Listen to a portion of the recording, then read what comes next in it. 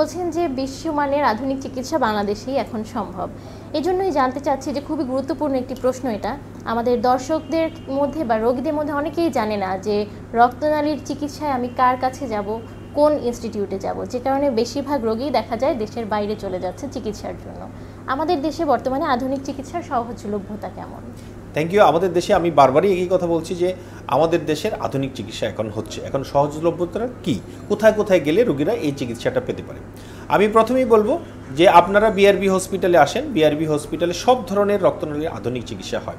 সেই সাথে বাংলাদেশের সরকারি প্রতিষ্ঠান হিসেবে জাতীয় হৃদরোগ ইনস্টিটিউট হসপিটাল, সেখানে সব ধরনের রক্তনালীর আধুনিক চিকিৎসা হয়। বা আইপিজিএমআর অথবা বঙ্গবন্ধু শেখ মুজিব মেডিকেল বিশ্ববিদ্যালয়, সেখানে ভাস্কুলার সার্জারি হয়। আপনার পঙ্গু হসপিটালে হয়। আর বেসরকারি খাতে Ibn Sina medical college hospital, Bangladesh specialised hospital, এইসব হসপিটালগুলোতে রক্তনালীর আধুনিক চিকিৎসা হয়। এছাড়াও বাংলাদেশের বিভিন্ন প্রতিষ্ঠানে, চিটং মেডিকেল কলেজ, অন্যান্য জায়গায় রক্তনালীর সার্জন অর্থাৎ ভাস্কুলার সার্জন আছেন, তারা রক্তনালীর আধুনিক চিকিৎসা করে থাকেন। ধন্যবাদ।